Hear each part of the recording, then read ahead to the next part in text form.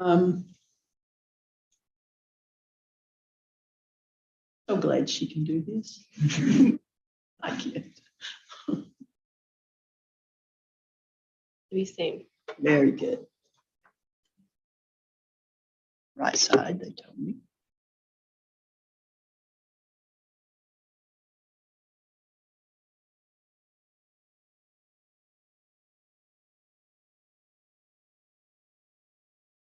As our little cast group, Rick Day and I are probably the only ones that ever want to do any kind of presentations. And so we alternate. So next time it's Rick's turn.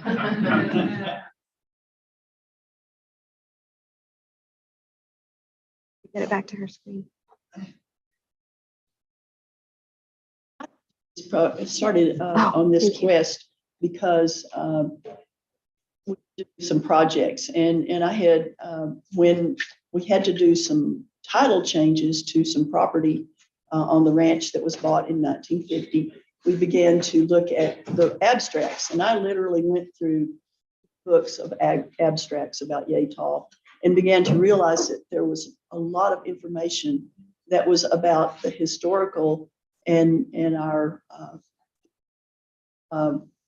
archaeological projects that we could utilize some of this information. So we're on the right side. Yes. The lower end.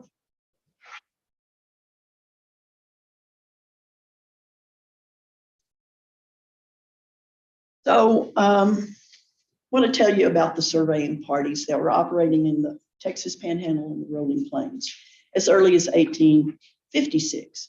Now, Jacob de Cordova was exploring the Salt Creek of the Brazos and the Caprock Breaks in the Big Wichita River, and he named the Peace River.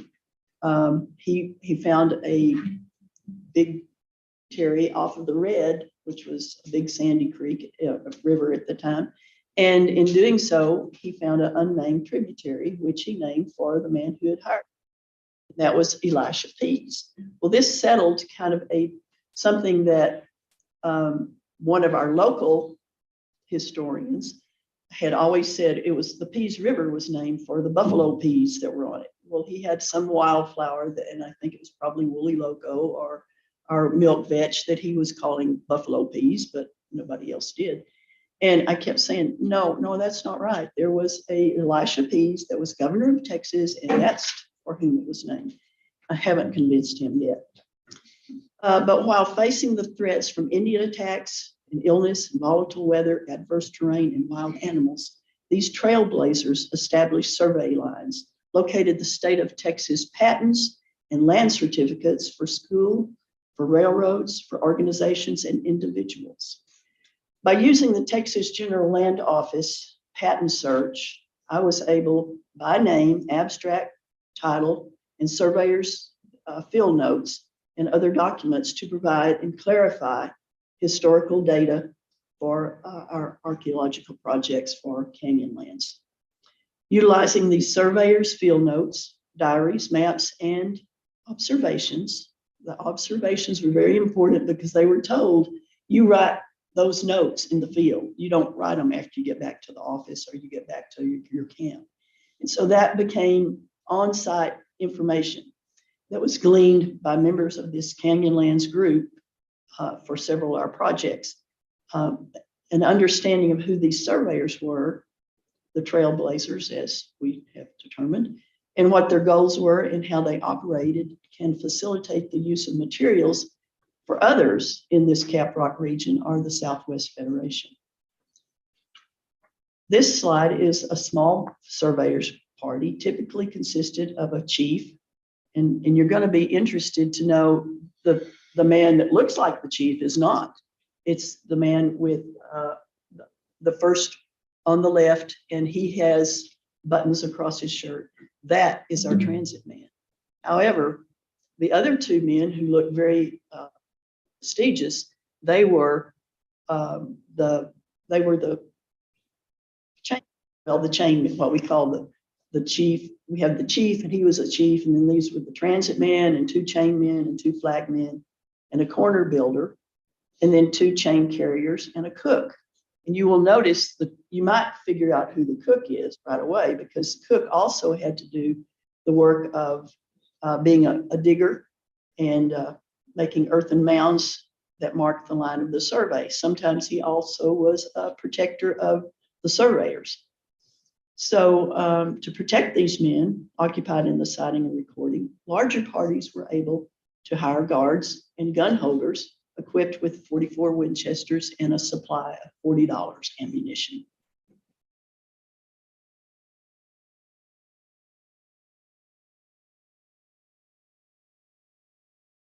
Apply to something here very dear to us, and that would be Paladura Canyon. And this chain carrier, which was on, yes, on the left, would be J.C. Tolman. And J.C. Tolman is writing, he's recording his experiences right as that photograph was taken. He was a pioneer surveying crew, and he noted neither roads nor railroads nor fences in their exploration. He noted only 36 houses in the Panhandle outside of Tascosa and Fort Elliott, while booming Mobetti had about 350 buffalo hunters and merchants. With the ever-changing weather in the Panhandle, Tolman and his crew suffered through a yellow norther. Now, I've heard of blue northers, but he described them as a yellow norther because there was this huge sandstorm that came in first. And then as they saw that approaching, they had no idea what was fixing to happen. But soon they were bombarded by ice needles in a blinding whiteout. And that whiteout panicked the wagon mules, and they started running helter-skelter without any control by their wagon master. And they ran just as fast as they could, and this suddenly stopped. And they were at the edge of Paladura Canyon. The mules sensed that and stopped. Well, for the rest of that time, they unloaded the men in the wagon and then those on horseback, and they went just 200 feet below the edge of the rim of Paladura, and there they were very secure, very safe, and out of the storm. And at that time, it was Christmas Day. It was Christmas Eve, and at that time they decided they would just stay there while this storm persisted, and they lit cedars were up on the edge of that bluff, and they lit those cedars, and that became their light as well as their heat, and they had a very comfortable evening. And being the sort of hardy men that they were, they entertained themselves on Christmas Eve by reading it was a Scottish novel, and it was a romance. And they joyously celebrated Christmas, they said. And J. Evans Haley had written up that story. These crew members, with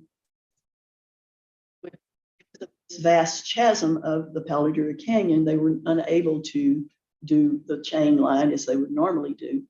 And so in their pursuit, then they would triangle across the chasm, and then other men would go around the rim of the north rim and get to the other side. Well, we're talking about something that was a half a mile wide and 500 feet deep. So meanwhile, that good, and Tolman reported, and he said there was one that was just absolutely awesome, and it was the projection of the whole Paladura Canyon upside down.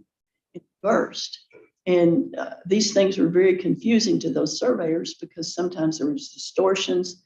There were mirages that looked like maybe it was for instance, one time he thought a wagon was approaching them, and it turned out to be a buffalo skull that was like 20 miles distant. But it had, because of the inversion or whatever, it had projected. And so the surveyors were seeing things that we commonly experience just a tiny bit of with our that we see coming to Amarillo, for instance.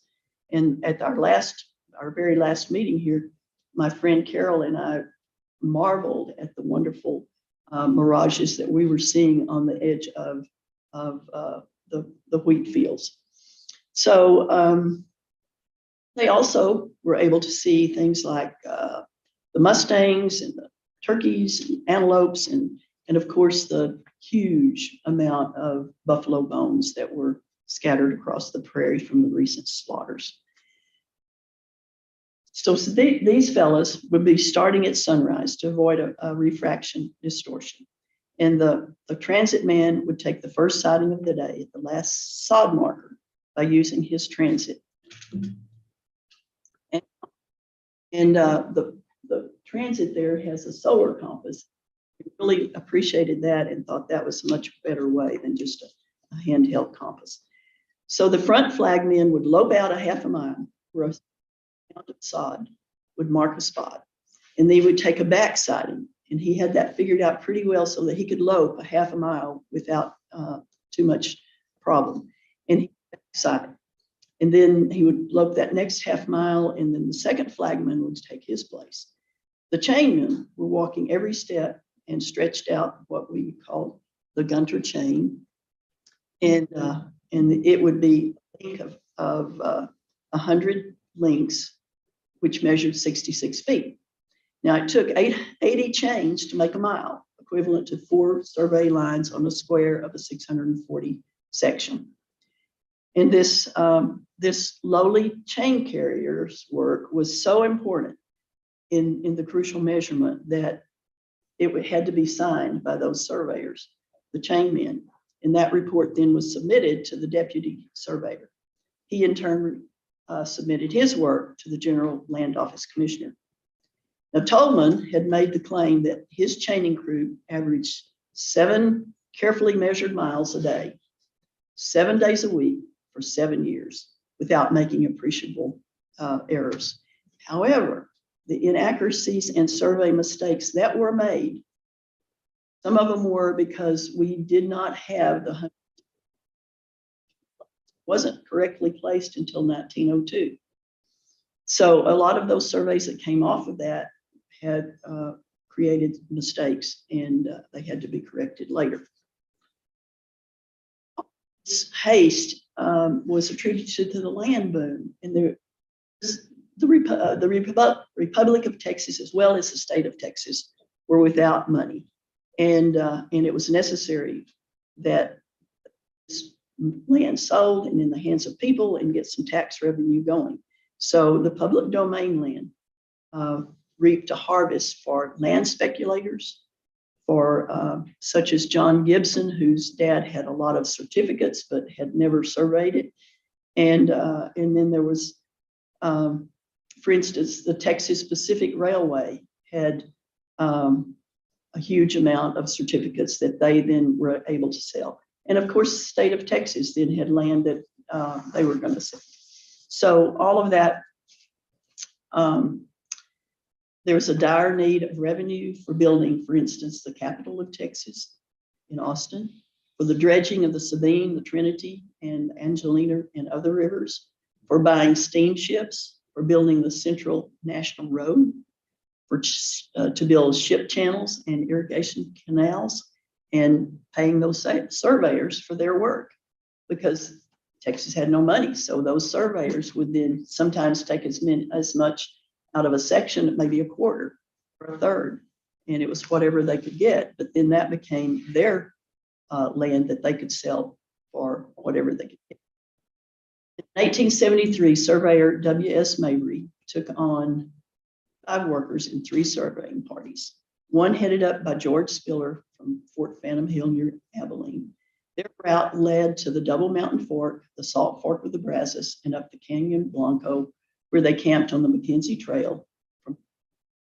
After they surveyed at the head of Duck Creek, they headed back to Blanco Canyon, where loose herds of horses alerted them to a presence of Indians. Spiller's group had headed toward the mouth of the Blanco Canyon, a traverse line all the way to the Canadian River. They spotted Indians and were invited. They invited the Indians into the camp, but the Indians refused to come unless those in the party had removed their arms, and they refused to do that. So the surveying party, after crossing the dry, sandy Red River, which was a half mile wide, meandered several tributaries just as Jacob de Cordova had done 20 years before. As history was making itself and revealing itself. So while Spiller was deputy surveyor of Jack County, he approved many surveys in Motley County. And one of these would be a land script. This would have been a certificate that was given to J.R. Beecham, who was a soldier who served with the Texas Revolution against Mexico. So Beecham had a certificate, maybe he didn't himself redeem, but his family later did. But it had to be surveyed, and it was put on the records. So recorded in the abstracts at the General Land Office Archives, field notes of Survey 3, June 29th, 1880, described land script 16/219 issued to the Indianola Railway.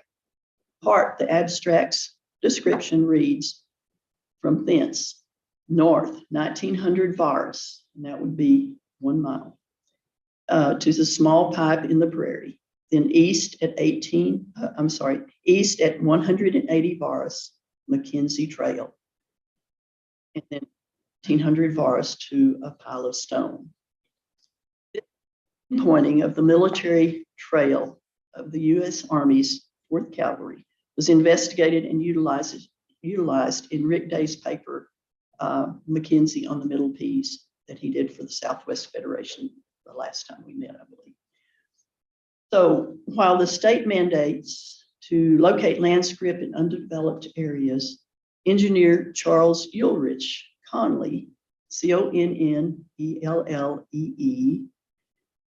partnered with J.S. Darty to buy property and survey and record deeds for what would become Eastland, Texas, and the Surveyors' frontier headquarters.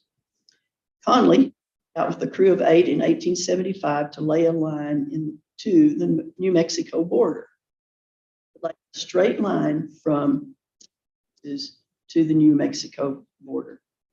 And so at Fort Griffin, which he described as the worst place he had ever been, he met up with Hank Smith. And Hank Smith had operated what they called an eating establishment there. But one of his main customers was a man named Tasker. And Tasker had tuberculosis, and he came out to this part of the country to be cured of that, as many people did, like George Kendall of the Texan Santa Fe expedition and some of those people. And so he spent most of his time in this eating establishment playing cards and didn't take care of his health. And so Hank Smith was able to get a lien on this property, and it became what we now know in Crosby County as the Hank Smith House. And it was a lovely, lovely place. And they had Mexican mason workers. And unfortunately, that decaying house was back in, I think I took that in the 90s. So that's probably deteriorated very, very much worse. But at any rate, so Hank Smith was important because he was running a mail route from Fort Griffin to up to the Panhandle. And in doing so, he was carrying news. And so we had a shootout on Mott Creek, and it affected 2 men who were killed. And that information, because of Hank Smith and his trail route, was reported just a few days after it occurred. So that's another reason that we're looking at surveyors. Thank you. Lincoln Canyon. So what we have to deal with on this, Conley had some land in the Geneva Fork of the Wichita, and then his party went north to the Peace River, where they surveyed land on a little creek that his brother named Autumn. And going west, they noted a creek, which he named Sedosa for his father. And all those settlers dubbed it Teepee Creek because of the teepees. And in this, you'll see, perhaps you can see, Blanco Canyon school lands. And that was supposed to be for the support of schools. And Conley had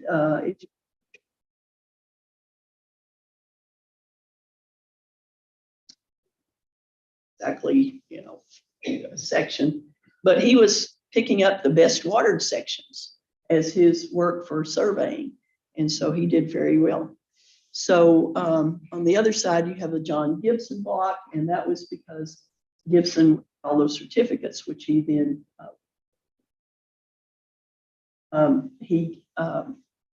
turned them over to A.G. Armstrong, who was then had it surveyed. That's the John Gibson block. And that was unclaimed land when Conley came out. And you may not be able to see it, but there is the Sedosa Creek, and there is there's two branches of the Sedosa Creek, and then it goes up to Teepee Creek, which he had named, and we don't use the Sedosa in Motley County at any rate. So these were some of the landmarks, and Conley Peak there was, and I'm going to have to summarize what I thought I had a real short speech. I'm going to have to summarize, but Conley Peak, as you see on the pink, that was something that Chris helped us with, and always thought it was Conley. This map helped us to know what the original name was, and so when Chris did his investigation on, Veronica was there and Andy was there, it was on possibly Antelope Creek side for it.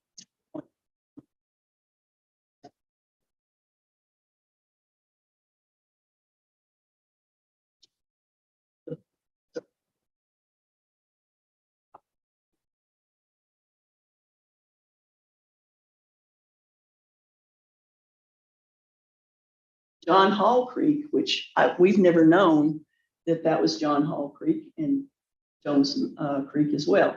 And then the Twin Mountains, it had so much information on it that I would suggest that any of you that do this kind of research on your historical data, that you contact the General Land Office, because for $40, maybe $35, you get a map 1893. I've got one that's 1904, and that you can see the changes, and it's been a asset to us to have. So to facilitate the demand of all of this public domain, to get it in, O.W. Williams, and there's a wonderful book written by that was written about O.W. Williams, and you can see he started out at Decatur, and he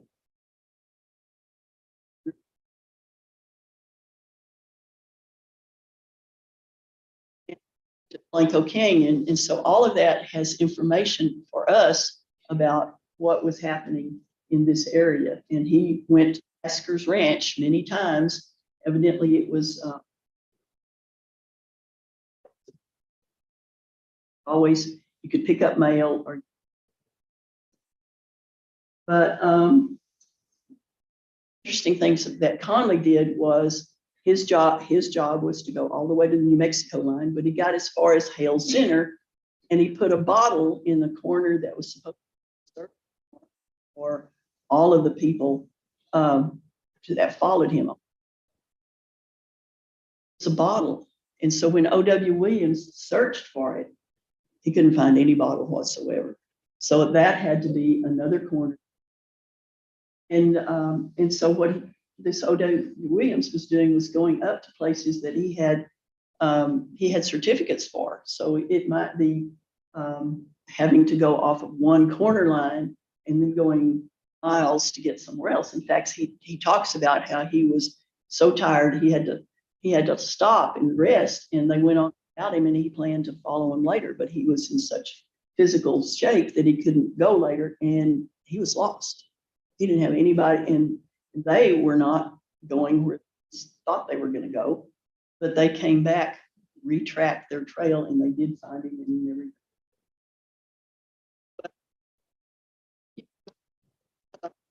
His field notes mentioned, for instance, the Colorado Cattle Trail, Dewey's Lake, and that's where the Texas Rangers were hanging out.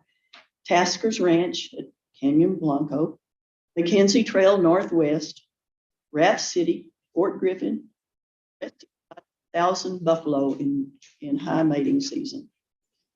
The crew camped at a spring where water dripped from rock ledge and where the Comanche teepee poles still were standing.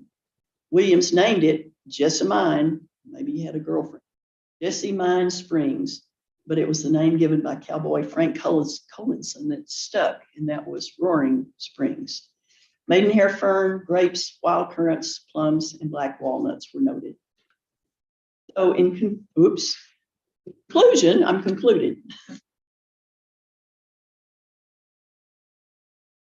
6, promoted a land boom designed to dispose of Texas public domain to repay debts, monetary, and gratitude for these soldiers, for instance, and attracts settlers to build wealth of tax revenue. And so by 1898, there were no more vacant or unappropriate lands available in Texas.